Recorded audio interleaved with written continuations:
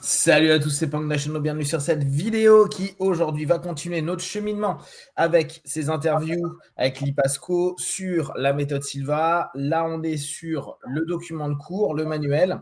On va plus prendre le manuel en anglais que je suis en train de traduire en parallèle, comme ça permettra peut-être à terme de voir si Liv voudra switcher ou pas avec le manuel actuel de 2020 de la méthode Silva. Donc, on va surtout reprendre par rapport au manuel britannique ou américain. Et là, on a terminé le 1.01 et on passe au 2.02 qui en français est traduit par amélioration générale de soi-même. Moi, c'est vraiment une des parties que je préfère quand je viens faire le cours, parce que je trouve que c'est pratique, ça nous permet réellement de travailler et de se rendre compte à quel point c'est un travail d'autoprogrammation, c'est un travail qui ouvre sur la vraie perspective de la méthode. La première partie, elle a été basée sur la relaxation. Là, on rentre vraiment dans le vif du sujet. Est-ce que tu veux introduire un petit peu cette partie-là, Ali ? Oui, donc en fait, toute la journée, c'est des techniques, boum, boum, boum, mais pour vraiment une énorme gamme de choses. Et tout est basé sur le fait qu'on est déjà supposé arriver en alpha. Donc, toutes les techniques, la première étape, c'est 3 à 1, mets-toi en alpha, et puis il y a la technique. Et effectivement, quelquefois, quand les gens demandent, mais comment est-ce que je peux savoir si je suis en alpha? Est-ce que les techniques fonctionnent? Parce que, évidemment, ça te donne vraiment une base solide. Et puis, donc, on a des techniques pour mieux apprendre, mémoriser, se connecter en alpha instantanément. Et puis, il y a énormément de travail qui ressemble à ce qu'on fait plus récemment dans la loi d'attraction. C'est-à-dire visualiser un but et sentir toutes les émotions. On a même une technique directement de l'hypnose, c'est le gant anesthésique et la lévitation de la main. Et on termine avec le verre d'eau et les habitudes. Le verre d'eau, je ne sais pas extraordinaire pour ça, mais le verre d'eau aussi, c'est comment en fait prendre un problème et le confier directement au subconscient, n'y pense plus du tout et laisse le subconscient vous trouver une solution. C'est génial. Donc là, ce qui est intéressant, c'est qu'on rentre vraiment dans la partie qu'on va nommer auto-hypnose. On a appris à descendre en transe, donc à entrer en alpha. Et maintenant, la méthode veut enseigner à tout à chacun une façon concrète d'exploiter cette relaxation, ce niveau alpha, et dès lors ouvrir un potentiel. C'est chouette parce que d'entrée, on a pu voir dans le 1.01 qu'on avait des petites choses concrètes comme tout ce qui a été lié au sommeil, mais pour l'instant, c'était pas pour régler des solutions, pour régler des problèmes et donc trouver des solutions. C'était plutôt pour commencer à se rendre compte que l'imagination, et là on va passer un petit moment, je pense, sur ce concept-là, imagination, visualisation, qui fait vraiment part belle dans cette partie de la méthode Silva, nous permet pas simplement d'imaginer des choses ou de penser à des choses, mais concrètement d'établir une stratégie, alors j'exagère un peu sur le terme, mais une stratégie pour aller dans une direction de solution de nos problématiques dans le concret. Il y a toujours cette notion-là dans la méthode Silva, et là encore, je trouve que et dans le manuel de cours et dans ce petit ouvrage que Ed m'a conseillé la dernière fois, que je vous ai déjà partagé. Donc, il est 2019, donc c'est chouette parce que c'est assez récent. Globalement, je l'ai quasiment fini. C'est quasiment le livre de cours. Donc, pour ceux qui me disent « Oui, mais moi, je ne vais pas suivre la méthode, je ne vais pas me former nécessairement », je vous ai dit, il y a tout un matériel Silva qu'on retrouve. Et ce bouquin-là, il enseigne pour, en 4 semaines, pouvoir travailler avec les concepts de la méthode Silva, même si c'est toujours plus sympa d'aller en cours et de vivre les programmations, parce que là, il faut s'auto-programmer, il faut s'enregistrer des trucs, ce qui est cool aussi, mais c'est quand même très proche de l'ouvrage du manuel de cours. Et je trouve qu'il y a cet aspect qui est sympa où il dit on fait sortir la problématique du réel, et c'est ça qu'il faut toujours garder en tête, la ramener dans notre monde, alors subconscient pour les hypnotistes, sur le monde en alpha pour aller travailler dessus, mais après pour le renvoyer dans le réel. Ça, j'aime bien ce ping-pong et cette notion qu'on n'a peut-être pas même forcément en auto-hypnose. On se dit, je vais travailler sur moi, mais on se dit rarement, je prends mon problème de l'extérieur, je le ramène au niveau subjectif, au niveau subconscient, puis après, je le renvoie au niveau de la réalité commune. Cet aspect-là, je trouve qu'elle est particulièrement pertinente et ça nous permet de nous dire, j'ai du pouvoir sur ma vie par mon niveau alpha, par ma visualisation, par mon imagination. Et dès lors, je deviens un créateur de ma vie, mais pas que dans ma tête, pour que ça arrive vers du réel. Tout à fait. Ça, c'est quand même…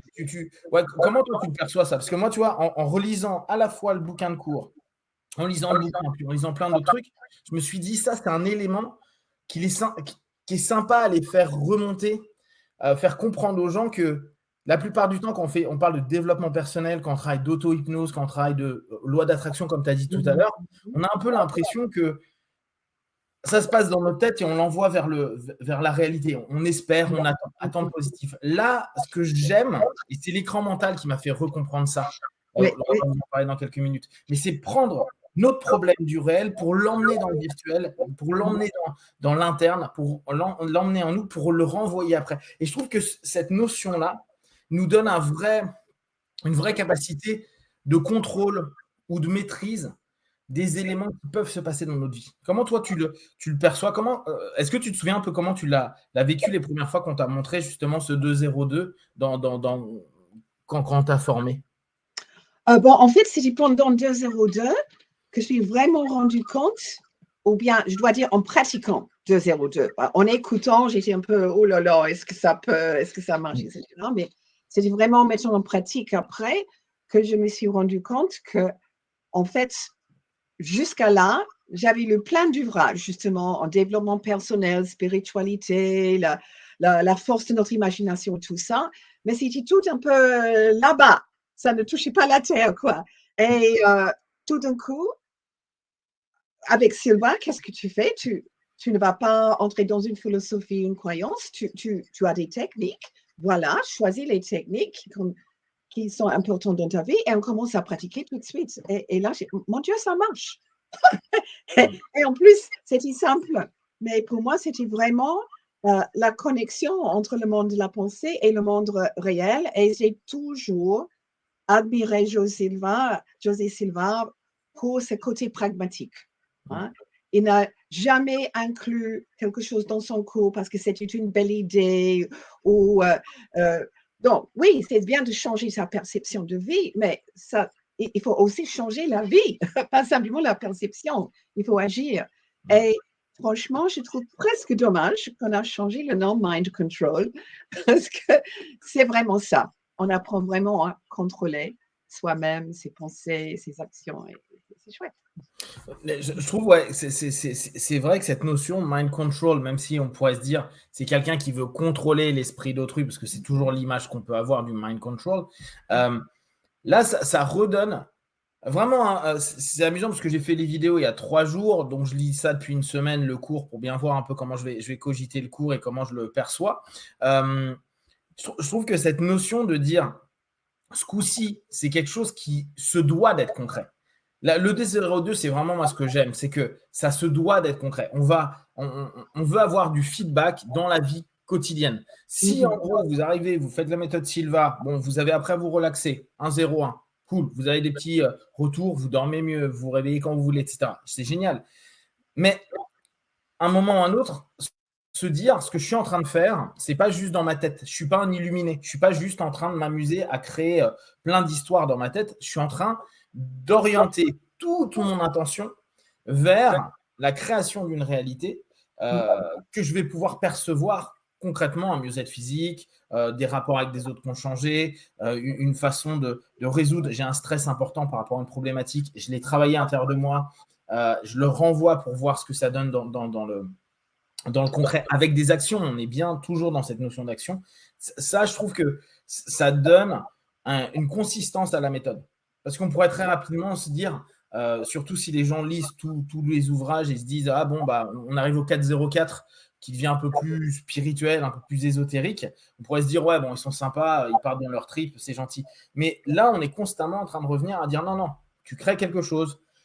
Donc, on a les 5 étapes qu'on a vues la dernière fois. Et dans ces 5 étapes, il y a la mise en application des éléments que tu as décidé de mettre en place. Mais tout ça, ça se travaille avec le contrôle de l'esprit, avec l'orientation de l'esprit et avec ces différents éléments qui commencent par l'écran mental.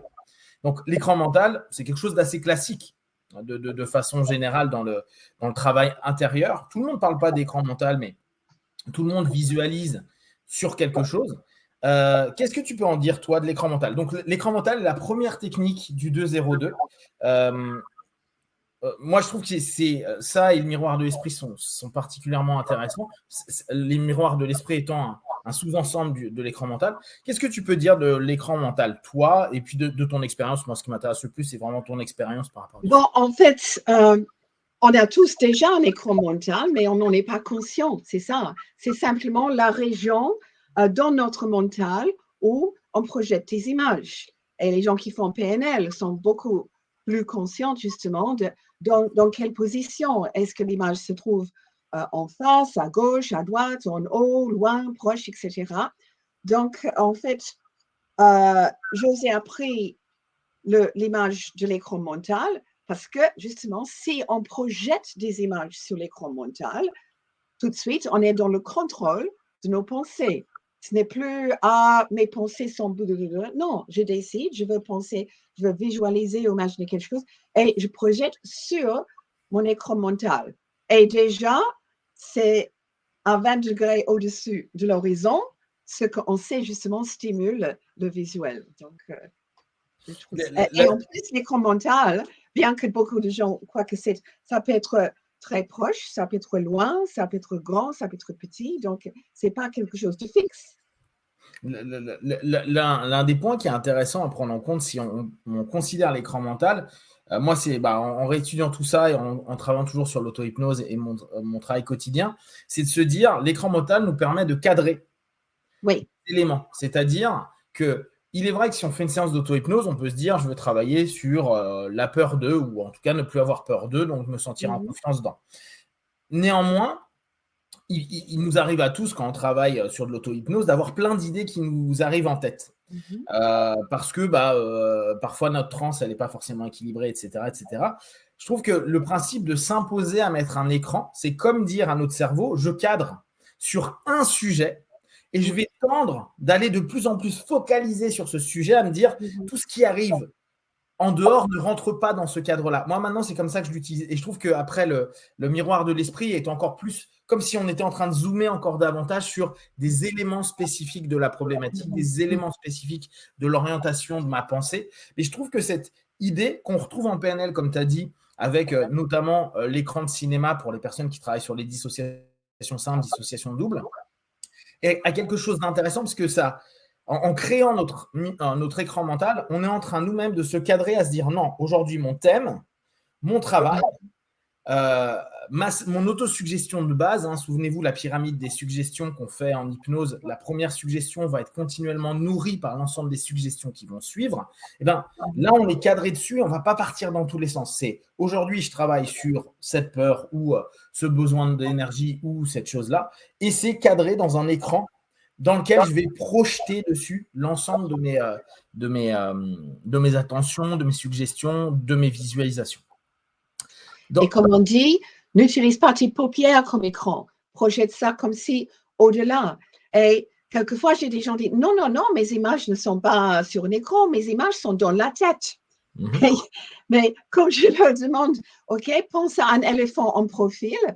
OK, donc à un côté, il y a la trompe et de l'autre côté, il y a le petit queue.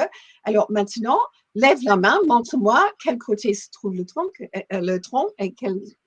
et on fait toujours comme ça. On ne fait jamais comme ça. Donc, ils ne se rendent pas compte. Ils ont été un peu programmés.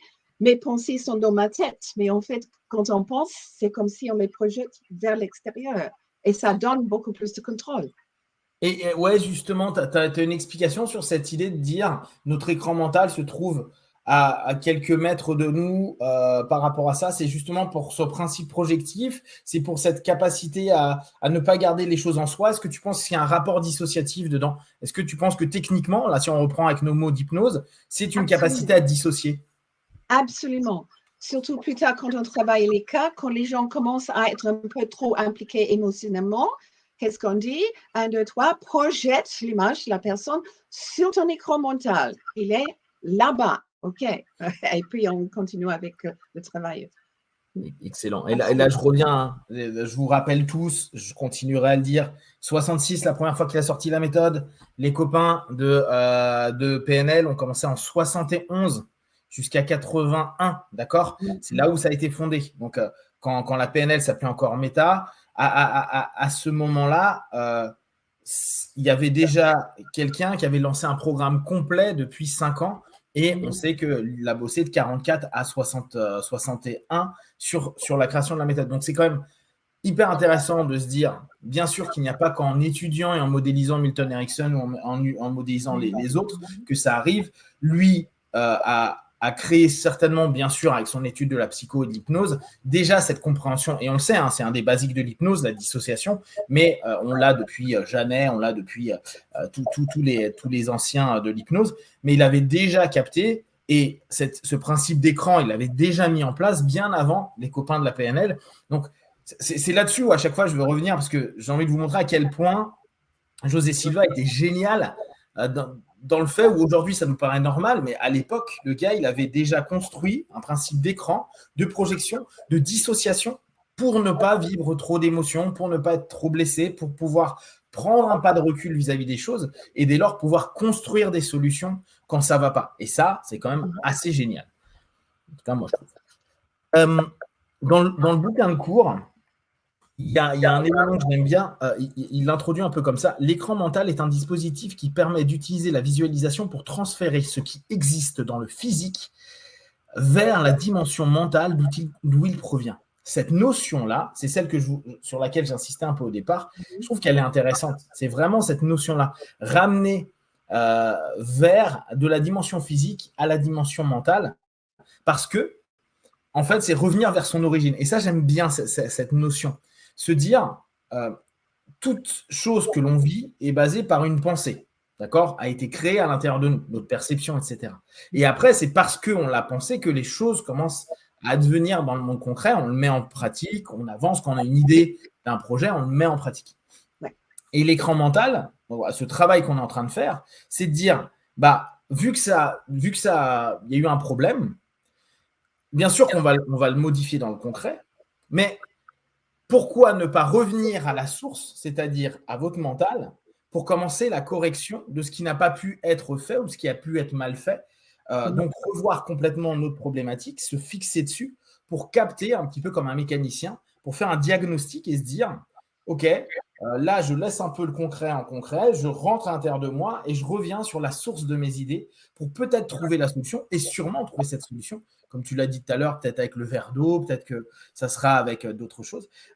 Je trouve cet aspect-là de dire tout vient de la pensée, tout vient du mental, et on le sait bien, tout est filtré au travers de ce que l'on pense et ce que l'on voit.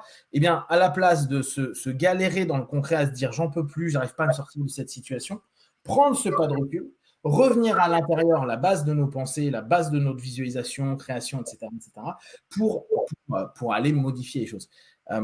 Comment toi, tu le... Ouais, moi j'aime beaucoup cette idée-là. Comment toi, tu le perçois? Comment tu l'utilises? Est-ce que sur le quotidien ou pendant tes sessions, cette notion de j'ai un problème dans le concret, dans la réalité, tu reviens à cette source? Comment tu reviens sur cette source? Comment toi, tu le travailles pour toi?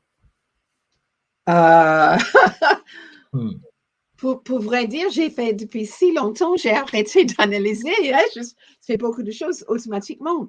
Mais en fait, qu'est-ce que je fais? Alors d'abord, s'il y a quelque chose qui ne va pas, je vais commencer en utilisant le miroir de l'esprit en disant voilà ce que je désire et je projette l'image finale et c'est déjà résolu et je ne m'occupe pas trop de comment je vais arriver. Mais une fois que j'ai fait ça, je reste quand même très conscient de ce qui se passe dans la vie comme ou soutien, ou non, c'est pas une bonne chose. Et le fait que j'ai déjà eu l'image du but final, ça m'aide d'être beaucoup plus sensible de ce feedback, si tu veux, que le monde extérieur va me donner pour montrer si je suis sur la bonne route ou si je passe dans la bonne direction, quoi. C'est comme ça. Toi, et c'est intéressant parce que j'ai plein de personnes qui me disent: ah, Lee, elle a toujours l'air en forme, positive, elle est toujours bien et tout. Donc écoutez, le chemin de Lee. Lee, là, elle donne la troisième étape de la triptyque qu'on peut avoir. J'ai ma problématique, ma mise en action et après l'image finale. Elle s'axe sur l'image finale. Et c'est intéressant parce que la stratégie est un peu différente de ce qu'on fait en cours, ce qui est normal, hein, parce qu'avec l'expérience, vous allez créer votre façon de faire. Elle se focalise sur ce qu'elle souhaite, ce qu'elle attend et la façon dont elle l'attend. Et après, elle reste ouverte aux indices, ce qui est hyper intéressant parce que ça l'enferme moins que se dire il faut que ça se passe comme ça. Et que l'étape 1, c'est ça, l'étape 2, c'est ça. Là, elle se focalise sur la solution et la possibilité de réussite et de succès. Et après, elle s'ouvre par rapport à tout ça. Donc, c'est intéressant quand j'entends des gens qui disent « Ah, Ali, elle a l'air toujours bien et tout. » Je dis « Ouais, mais elle est super congruente. En fait, elle met en pratique ces techniques. Et comme tu dis, tu ne fais même pas forcément attention. C'est pour ça que je te fais décrire un petit peu comment tu le fais, parce que ton expérience a cet avantage-là. Quand tu as un junior, un tout jeune de la méthode Silva qui commence à s'y intéresser comme avec les vidéos qu'on fait, il peut se dire « Ah, mais moi, je suis bien le protocole. » Mais bien sûr que c'est intéressant. Mais avec l'expérience, tu auras tellement fait et on a tellement fait le protocole que tu as ta manière de faire et tu vois ce qui fonctionne pour toi. Toi, aller directement vers la solution et l'image de ce que tu veux t'amène dans un état où tu sais que c'est OK, que ça va être solutionné. Tu as cette notion d'attente positive à te dire, de toute façon, vu que je l'ai programmé, ça viendra. Je ne vais pas y croire 100%. Hein. Je sais qu'il y a des moments où non, mais je sais que je ne suis pas de nature optimiste, vraiment. En fait, j'étais plutôt pessimiste. Et je me suis rendu compte, en fait, que quand on est pessimiste, on est toujours focalisé sur le problème. Oh là, j'ai ce problème. Qu'est-ce que je vais… Et on tourne en rond dans l'angoisse, le doute, les soucis, etc. Pendant que si on projette l'image finale sur l'écran, tout d'un coup, on est « Ah, donc je ne suis pas bloqué ici. Il y a un futur, il y a des possibilités. Ça, c'est la possibilité que j'aimerais, mais même si ça n'arrive pas exactement comme ça, il y a d'autres choses, bien sûr, que je ne peux pas prévoir. Au moins, je peux avancer et sortir de mon problème sur quelque chose de plus positif. Et au moins, je suis en action. Hein. Je ne suis plus, oh, je suis victime de mon problème. Ouais, je dois dire que de nature, si quelque chose me présentait un problème, c'était panique complète. Et j'ai dû vraiment apprendre à dire, écoute, ça c'est le problème, mais quelle est la solution? Qu'est-ce que tu aimerais avoir au lieu de dire, oh là là, il faut surtout pas que ça arrive. Et je connais tellement de gens qui sont dans la dépression et l'angoisse et tout ça parce qu'ils sont focalisés uniquement sur le problème et pas du tout de comment sortir. Et je trouve ça vraiment dommage. Donc, 2 éléments intéressants. Principe de dissociation, tu le mets sur ton écran mental et donc tu donnes en tout cas l'orientation vers laquelle tu veux aller, ce qui te permet de ne plus vivre sous pression de la problématique et de mettre une distance. Et après, tu futurises vers du positif, c'est-à-dire que tu admets un futur qui peut devenir positif, ce qui t'évite de dire ma vie est une galère, ça sera qu'une galère. Tu es déjà en train de projeter vers après. De toute façon, je trouverai une solution qui devrait me convenir le mieux possible. C'est ça? Okay. Et déjà, le fait que tu penses à ce que tu désires, le cerveau, il va tout de suite commencer à trier les informations qui arrivent à ta conscience. Bien sûr. Donc, tu vas remarquer des choses que tu n'as pas remarquées auparavant si, justement, tu as mis une image de ton but. Aux États-Unis, on appelle ça the white Chevy syndrome. C'est-à-dire, quand tu sais que tu veux acheter un certain type de voiture, tout d'un coup, tu vois la voiture partout. Oui, ce n'est pas qu'il y a plus de voitures, c'est ton cerveau maintenant qui trie tout ces… Ah, ça, c'est une information intéressante. Je vais attirer ça à sa conscience parce qu'il faut qu'elle prenne conscience de ça. Et ça arrive, justement, quand tu as déjà décidé, voilà le résultat positif que je veux de ce problème. Et tu commences justement à ah, il y a ça, il y a ça, toutes ces choses semblent tomber devant vous. Et, et en fait, ils sont déjà là. C'est simplement que ton cerveau maintenant, il est focalisé sur quelque chose de positif au lieu de oh là là, voilà mon problème. Ouais, et tu sais que là, un des trucs que j'ai recompris en relisant tout ça, franchement, je pense que je ne l'avais pas bien assimilé. C'est aussi bien en hypnose que dans la méthode Silva, souvent on va dire, on va créer une suggestion qui va estimer que la chose a été faite. C'est-à-dire, par exemple, je me suis acheté la voiture. J'ai ma voiture blanche, j'ai ma Chevrolet blanche, justement. Allez, on va prendre ça. Et souvent, moi, j'avais un mismatch qui était, sachant que la suggestion fonctionne sur la possibilité de réalité, si on ment trop à notre subconscient, qu'importe qu'on fasse méthode Silva, auto-hypnose ou ce que vous voulez, votre subconscient va dire t'es gentil, mais tu peux toujours rêver. Il passe par des étapes pour que ça devienne possible. Tout est possible, mais fais-le par étapes. C'est comme dire je veux être millionnaire alors que pour l'instant, j'ai même pas de boulot. Tranquille, trouve un boulot, trouve des passions, trouve des choses, et petit à petit, tu t'orienteras vers ce qui est possible. Et donc, le fait de mettre j'ai ma Chevrolet blanche, moi, me poser problème à me dire bah non, c'est pas vrai. Concrètement, je ne l'ai pas. Sauf que ce que j'ai recompris en relisant les cours et en bossant, c'est de dire, et là, c'est pour ça que je trouve que c'est intéressant, cette dimension physique, cette dimension spirituelle. On ramène ma problématique du physique. J'ai pas de voiture, j'ai ma voiture qui est cassée. Donc, je pars dans mon domaine spirituel où j'ai plus de voiture, donc je vais devoir m'en acheter une nouvelle. OK. Et je veux une Chewy blanche. OK. Mais je vais mettre en place l'ensemble des étapes. Alors, toi, tu l'utilises avec la dernière image, mais je peux très bien dire je vais travailler ou je vais faire des heures sup pour ceci, ou je vais économiser là. Puis après, je me vois aller chez le concessionnaire et je prends ma Chevrolet. Puis après, je me vois en train de conduire ma Chevrolet. Voilà, j'ai fait ça en 3 étapes, très classiques. Et je me programme tous les jours pendant un quart d'heure sur cette notion-là. Et après, je dis, je vais revenir de 1 à 5. À 5, j'ouvrirai les œufs, tout sera nickel et je sais que je vais avoir ma cheville. Et bien, en fait, le fait de se dire, j'ai ma cheville à partir de maintenant à 5 parce que je l'ai au niveau spirituel, au niveau de l'esprit. Donc, c'est validé parce que ma démarche dans ma projection interne existe. Et je trouve que cette notion de se dire, je l'ai dans ma création intérieure, commence à donner du sens à cette notion de l'avoir du présent. Parce que oui, ce n'est pas encore dans le physique, mais c'est là où on a l'attente positive. Je sais que je l'ai programmé et j'ai l'attente positive. Et tu vois, cette notion-là, je ne l'avais pas. J'ai trouvé en le relisant, je me suis dit, bien sûr, maintenant je comprends mieux pourquoi on utilise cette sémantique qui peut paraître un peu bizarre pour les hypnos de se dire mais non, je ne l'ai pas et je suis en train de me raconter des bêtises. Alors qu'en fait, si je l'ai à l'intérieur de moi, c'est très clair, l'image est claire, je me vois dedans. Et il y a l'après, oui, ça doit advenir dans le monde physique et c'est là où je suis en attente et en action et en attente positive. Ça, je trouve que c'est vraiment intéressant. Tu as des éléments à compléter sur ce principe-là? Oui, oui. Et ça m'a pris des années de vraiment comprendre tous les éléments d'attente positive. Parce que pour avoir l'attente positive, il faut que tu visualises déjà dans la situation et sentir, oui, c'est bien, j'aime beaucoup ça, voilà tous les avantages. Donc, tu as tout cet aspect émotionnel qui devient très positif. Mais aussi, attente positive, c'est tout ce que tu fais dans la vie extérieure pour faciliter et te préparer pour recevoir ce que tu as programmé. Donc, donc l'attente positive, pour moi, c'est vraiment aussi un lien entre le monde extérieur et le monde de l'esprit.